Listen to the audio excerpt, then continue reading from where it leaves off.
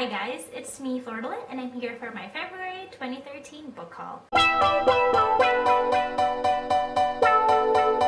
Last month I gave myself a book buying ban because I wanted to give myself a little leeway to keep up with the books that I haven't read, and I've actually kept up pretty well. I'm not saying that I have read all of them. I haven't. I still have a handful of books that I still haven't read, but at least I'm kept up. That being said, this month I got myself a couple of books because I just couldn't resist. Books are kind of like my addiction. The first book I got is Rot and Ruin by Jonathan Marbury, who is also the author of Patient Zero. And this book follows two brothers, Benny and Tom, whose family business is to kill zombies when a freak epidemic spread all over the world and turned living people into undead zombies. Benny didn't really want to join the family business, but then he needed a job and he's old enough, and he figured, hey, how hard could it be killing zombies whose motor skills aren't really that great to begin with? So he then joins his brother, and then they go to a place called Rotten Ruin. There in Rotten Ruin, he realizes that the worst monsters in this world might not be zombies after all, and that's where the story kind of takes off.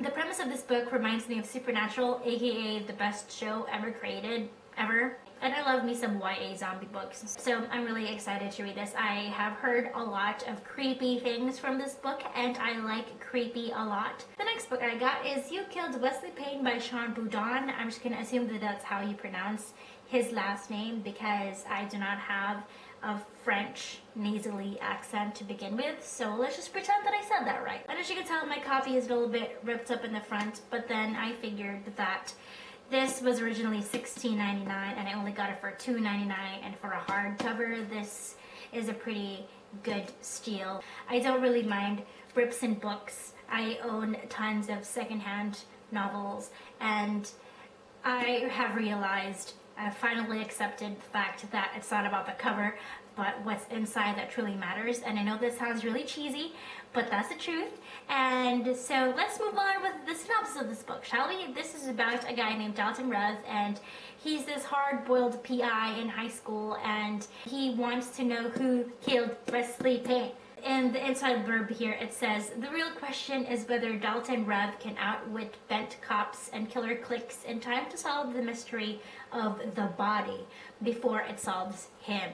Ooh, very interesting. Another really creative thing about this book, other than the fact that the book itself is gorgeous, is that the inside of the cover jacket has like this chart of the Salt River High Click Index, and it's just so cool. The next book I got is Bloodthirsty by Flynn Meany, and I heard about this book from Kat. Hi Kat, I'll link her channel down below, she's awesome. This book is about a guy named Finbar Frame who is allergic to the sun and is a little awkward.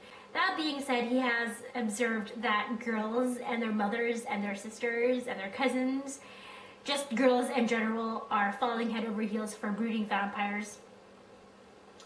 And so he figured that he could live a life of a vampire minus the blood-sucking part. And then he meets this girl who kind of might have liked him for who he really is. And then he figures out that living a pseudo-vampire life is a tad more complicated than he had expected. Note that I was one of those girls who really liked brooding vampires. You know, I had my Twilight phase and I'm proud of it. And that, ladies and gentlemen, is something that I am looking forward to read. The next book I got, Cinder by Marissa Meyer. I know I'm a little late in the bandwagon. Maybe the bandwagon already left. But as I always said, it's never too late.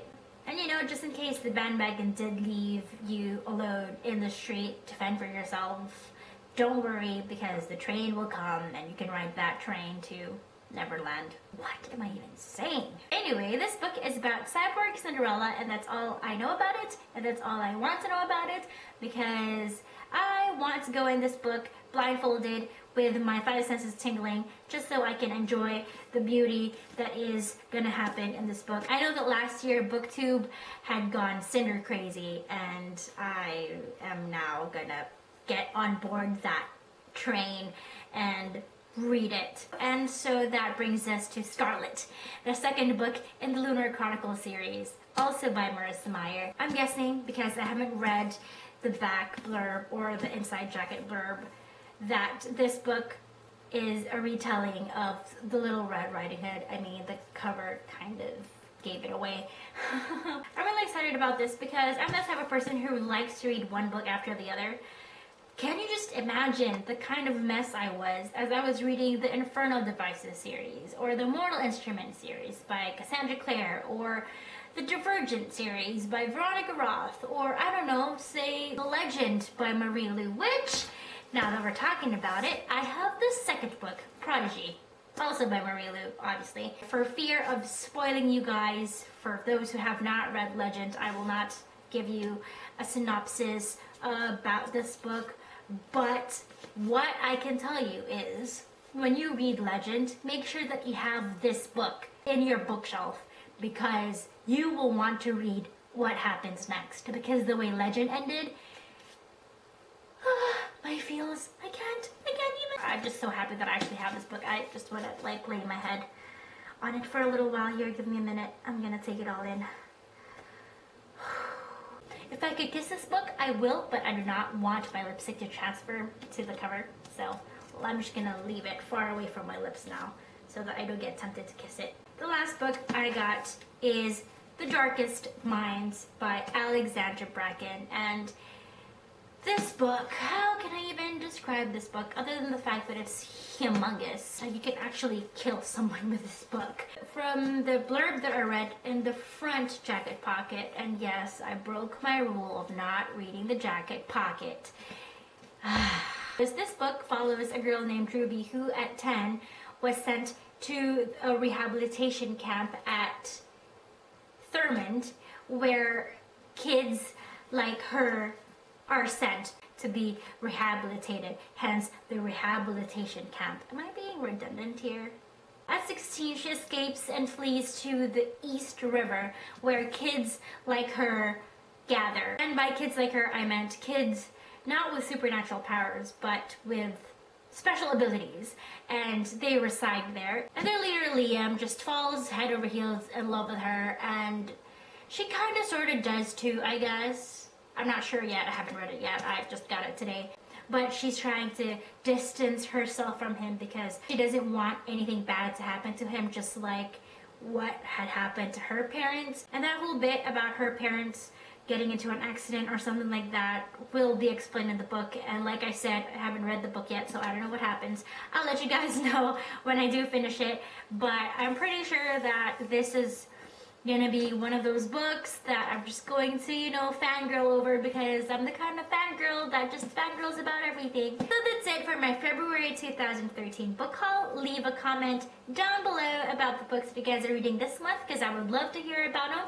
And as always, thank you guys for watching, and I'll see you guys next time. Bye!